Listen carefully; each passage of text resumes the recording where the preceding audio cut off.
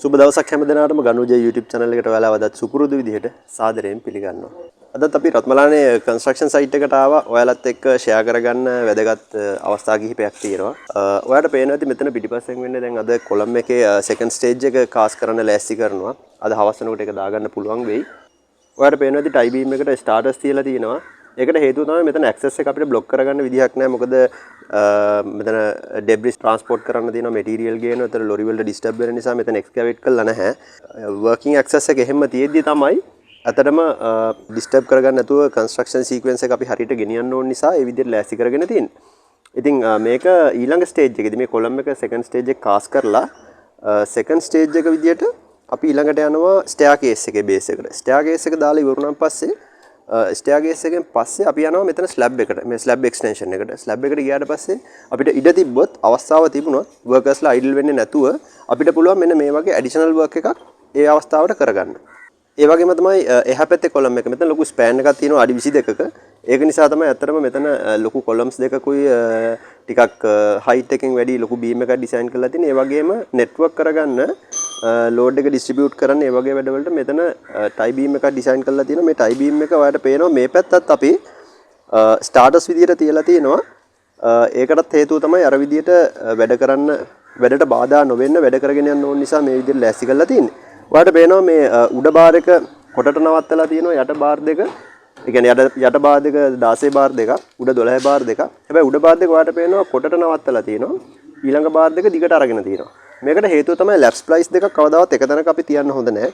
මොකද ලෝඩ් එක ගන්නකොට ප්‍රශ්නයක් වෙන නිසා ලැප් ස්ප්ලයිස් මාරු වෙවි යන්න ඕනේ. ඒ නිසා ඒ විදිහට arrange කරලා තියෙනවා. හරි. එහෙමනම් අපි ඇතුළට ඇතුළේ තව වැදගත් දේවල් ටිකක් තියෙනවා. ඔයා එක share කරගන්න. අපි ඇතුළට ගිහිල්ලා බලමු.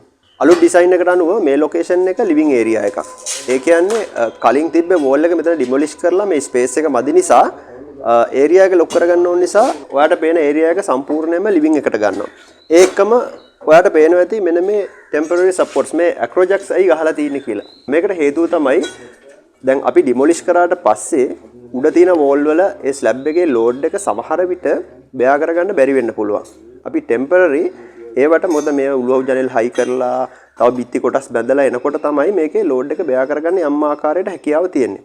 ඒ නිසා මේ වගේ renovation එකක ඇත්තටම සැලකිලිමත් වෙන්න ඕනේ. මේ වගේ temporary support අවශ්‍ය තැන් වලට අනිවාර්යයෙන්ම ඔයා සූදානම් කරගත්ත යුතුයි.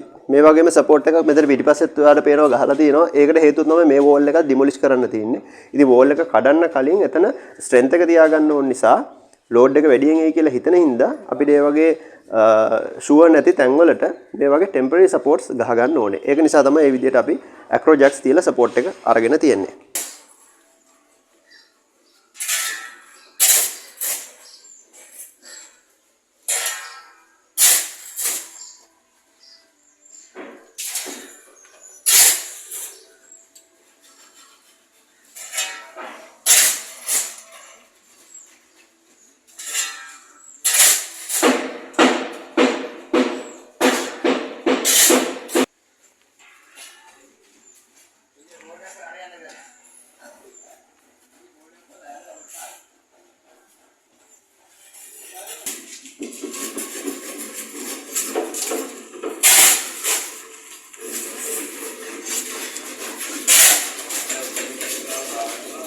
මෙතන ඔයාලට පේනවා ඇති ගඩොල් ගොඩ ගහලා තියෙනවා.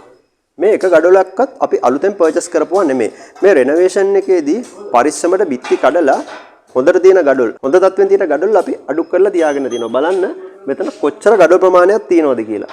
මේවා ඇත්තටම අද ඔයාලට මිලදී ගන්න එකත් ලොකු ගාණක් යනවා. ඒ නිසා මේ විදිහට අපිට ගන්න පුළුවන් හැම අමුද්‍රව්‍යයක්ම හැම මැටීරියල් එකක්ම පරිස්සමට එකතු කරගත්තම කන්ස්ට්‍රක්ෂන් එකේ වැඩවලට ඉතාමත්ම වටිනවා. ඒ වගේම ඔයාලට පේනවා මෙතන භාවිතයට ගන්න බැරි ඩෙබ්රිස් ටික මෙතන පිළිවෙලට අඩු කරලා තියෙනවා. දැන් ඊළඟ ස්ටේජ් එකේදී කරන්නේ ඉස්සරහා තියෙන සොයිල් ටික ඔයා දකින්න ඇති අද උදේ රිමූව් කරනවා. ඒ විදිහට මෙතන තව ලෝඩ් එකක් රිමූව් කරපු ගමන් ඊළඟ ස්ටෙප් එක විදිහට ට්‍රක් එක ඇතුළට ඇවිල්ලා මේ ටිකත් ලෝඩ් කරගන්න පුළුවන් විදිහට පරිගස්සලා තියෙන්නේ. එතකොට මේ වගේ තැනක ඉතාමත් වැදගත් work sequence එක. විශේෂයෙන් renovation එකක. මොකද ඔයා හරියට plan කරගන්න ඕනේ. වලවල් හාරන්න කලින් ඔයා සැලසුම් කරන්න ඕනේ ගල් වැලි සිමෙන්ති ඇතුළට ඕනේද? එතකොට වලවල් හැරුවට පස්සේ ට්‍රක් එක ඇතුළට එන්න විදිහක් නැහැ. ඒ නිසා ඒ වගේ වෙලාවට කලින් අවශ්‍ය දේවල් ස්ටොක් කරගන්න ඕනේ. දැන් මෙතනත් ඔයා දකින්න ඇති ඔයාලට බැලුවොත් පේනවා මේ කොන්ක්‍රීට් ගල් සිමෙන්ති වැලි ඔක්කොම අපි ස්ටොක් කරගෙන ඉවරයි. අපිට මේ ස්ටේජ් එකට අවශ්‍ය ප්‍රමාණයට ඒක ඉතාමත් වැදගත් දෙයක් work sequence එක. ඒ නිසා renovation එක මේ ගැන අනිවාර්යයෙන්ම සැලකිලිමත් වෙන්න. තවත් විශේෂ දෙයක් තියෙනවා මේ renovation එකේදී අපිට හම්බෙච්ච සියලුම උළුවහු ජනෙල්. ඒ කියන්නේ දිරලාද නැද්ද සවුත් වෙලාද කියන එක හිතන්න කලින් අපි කරේ පරිස්සමට මේ දේවල් ගලව ගන්න එක. දැන් ඔයාලට පේනවා ඇති මෙතන ප්‍රධාන දොර ගලවලා තියෙනවා. ඒ වගේම ප්‍රධාන උළුවහු දෙකක් තියෙනවා. තව අතුරු උළුවස්සක් තියෙනවා. උළුවහු ජනෙල් පියන් ටික ඔක්කොම එතන හැපැත්තේ අඩුක් කරලා තියෙනවා. මේ දේවල් ඇත්තටම ආපහු පාවිච්චි කරන්න පුළුවන් තත්ත්වෙන් ගොඩක් ඒවා තියෙනවා. ඉතින් බලන්න ඔයා හිතන්න මේ වගේ උළුවස්සක් අද කාලේ අද පවතින මිලට හදන්න ගියොත් මේ පළු හතරේ උළුවස්සක් කොච්චර විතර ගාණක් යයිද කියලා ඔයා හිතනවද? ඒක නිසා අපි හැමතිස්සෙම තියෙන දේවල් පරිස්සම් කරගන්න ඕනේ. දැන් මගේ වීඩියෝස් වල ඕගොල්ලෝ හැමදාම අහන දෙයක් තමයි අතරම මේ මම කියන දේවල් ප්‍රායෝගික සයිට් වල ඇප්ලයි කරන්න පුළුවන්ද කියන කාරණාව.